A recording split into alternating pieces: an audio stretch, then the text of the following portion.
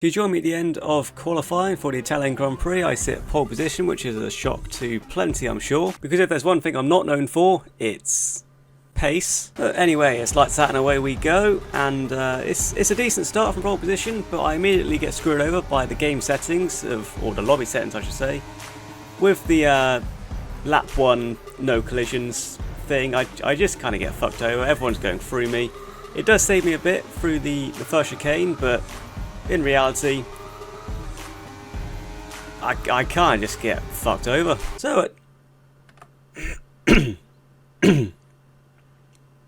didn't know I could make that kind of noise. So.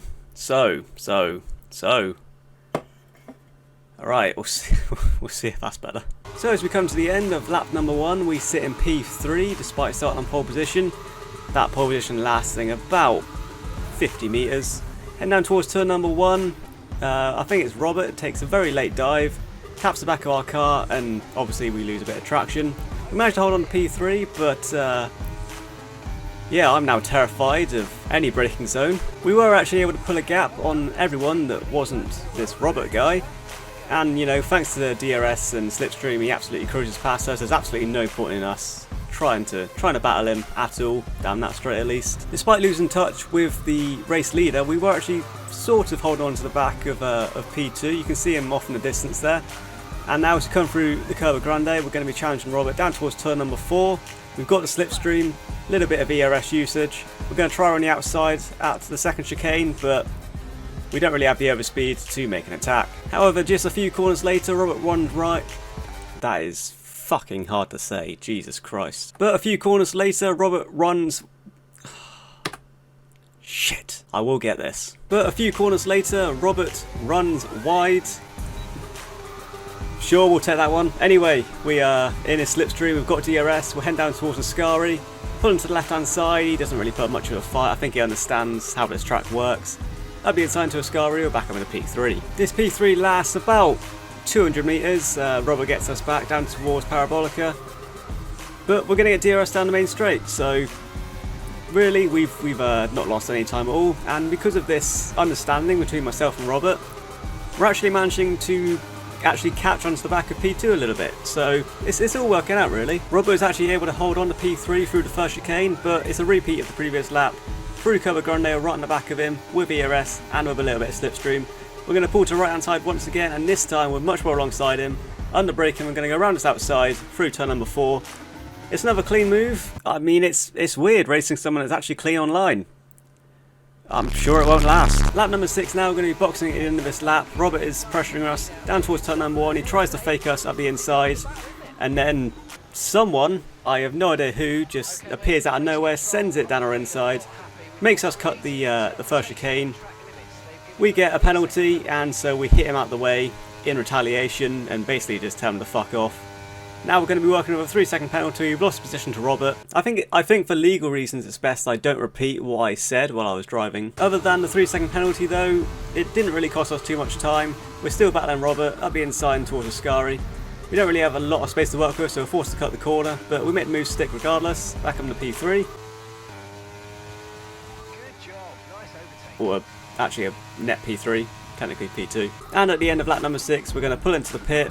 We're very cautious coming into the pit, and Robert, fair play to him, overtakes us. The prick. However, in a strategy call that would make Ferrari proud, he puts the hard tyres on. Given the skill level that Robert has shown throughout this race so far, I can only assume that's a mistake. But from a competitive standpoint, it was music to my ears. I was on the soft tyres, he was on hard tyres. And with a 3-second penalty to increase that gap, this actually should be pretty easy. It only took us 1.5 laps to build the gap to almost 2 seconds, and in doing so, we get a subscribe button. That's a bit weird. Normally it's the fastest lap that pops up there. Well, since the topic's come up, if you're new around here and you're enjoying this video, hit subscribe. I'll go back to that classic school saying, as we've seen in this video, a subscribe a day keeps Robert away. On to lap 11 now, and thanks to Robert's interesting strategy call, we now have a gap of 3 seconds to P4, who is no longer Robert, but we don't care about this guy. Our focus now is somehow on P2, who is probably the most anxious driver I've ever seen. I've never seen someone weave and try and break the slipstream quite this early. He's quite agitated. Obviously, I'm putting in decent lap times. He's very clearly feeling the pressure. I'm clearly not getting slipstream from that distance, but he feels the need to just waste time and weave about. You know what? At this stage, I was feeling pretty confident with my chances here. And as we came onto the final lap, we are directly behind him. We're going to have DRS, we're going to have ERS, we're going to have slipstream. He is going to be weaving beyond belief. He goes defensive, but we've got the overspeed on him. We're going to go around the outside. He's going to try and defend, fair enough. Leaves us a bit of room. On the exit of turn 2, he absolutely bottles it. And if he just relaxed, he could have held on to the back of me and, beaten me on penalties. But apparently the sight of me in someone's mirrors is that mentally damaging that, that's the end result. I didn't know I had that effect on people. And because of that, despite everything that happened in this race, we come home with a comfortable P2. Somehow. And after that triumph, you join me at the French Grand Prix, my favourite track, as I'm sure you may know.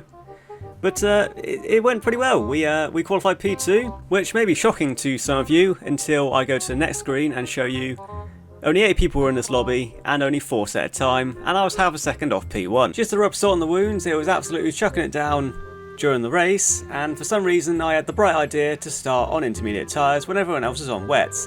As you can see from the get-go, I definitely made the wrong call. I knew pretty instantly I'd made the wrong call, but I didn't really have a choice. We got some help as 2 people get collected at turn 2 there, but we kind of just had to suffer and wait out until it dried up.